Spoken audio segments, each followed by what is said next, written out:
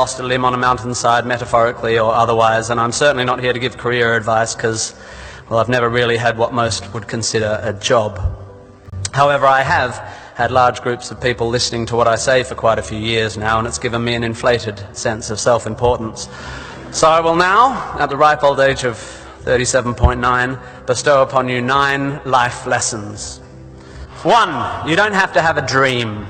Americans on talent shows always talk about their dreams. Fine, if you have something you've always wanted to do, dreamed of, like in your heart, go for it.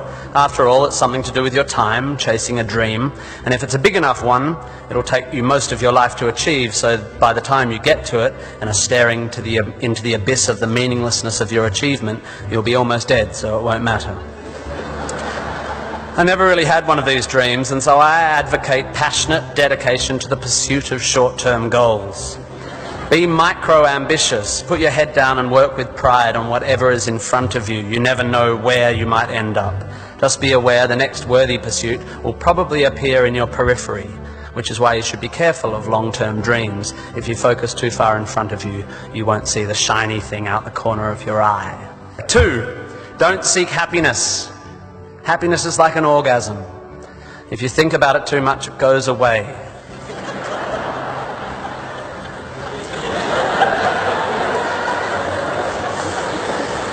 Keep busy and aim to make someone else happy, and you might find you get some as a side effect. We didn't evolve to be constantly content. Contented Homo erectus got eaten before passing on their genes. 3, remember, it's all luck. You are lucky to be here. You are incalculably lucky to be born. Understanding that you can't truly take credit for your successes, nor truly blame others for their failures, will humble you and make you more compassionate. Empathy is intuitive, but is also something you can work on intellectually. 4, exercise. I'm sorry, you pasty, pale, smoking philosophy grads, arching your eyebrows into a Cartesian curve as you watch the human movement mob winding their way through the miniature traffic cones of their existence. You are wrong and they are right. Well, you're half right. You think, therefore you are, but also you jog, therefore you sleep, therefore you're not overwhelmed by existential angst. You can't be can't, and you don't want to be. Play a sport, do yoga, pump iron, run, whatever, but take care of your body. You're going to need it. Most of you mob are going to live to nearly 100, and even the poorest of you will achieve a level of wealth that most humans throughout history could not have dreamed of. And this long, luxurious life ahead of you is going to make you depressed. 5, be hard on your opinions. A famous bon mot asserts that opinions are like arseholes, and that everyone has one. There is great wisdom in this, but I would add that opinions differ significantly from arseholes, and that yours should be constantly and thoroughly examined.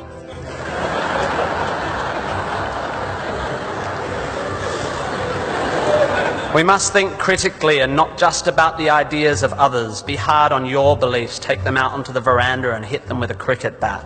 Be intellectually rigorous. Identify your biases, your prejudices, your privileges. Most of society's arguments are kept alive by a failure to acknowledge nuance.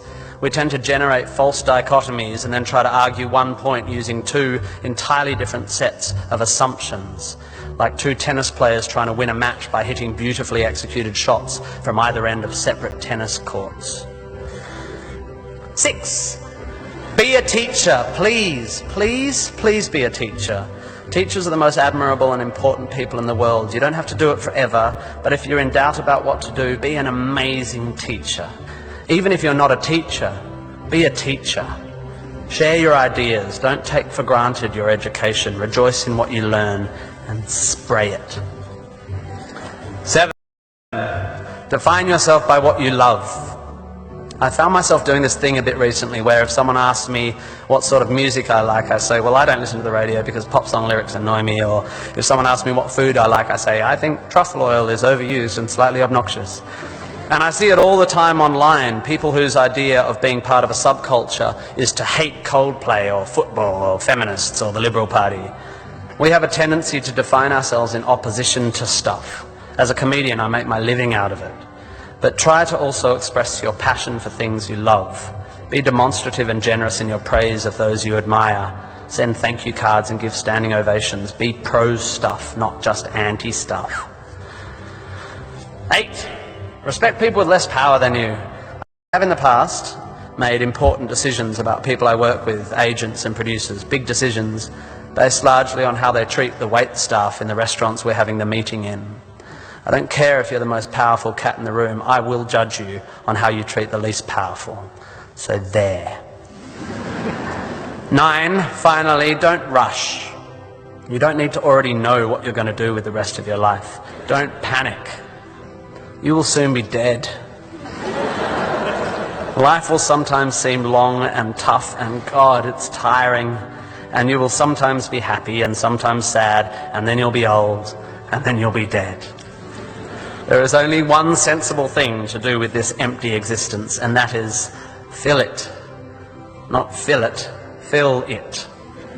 Life is best filled by learning as much as you can about as much as you can, taking pride in whatever you're doing, having compassion, sharing ideas, running, being enthusiastic.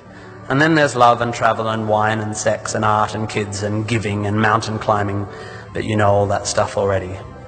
It's an incredibly exciting thing, this one meaningless life of yours. Good luck, and thank you for indulging me.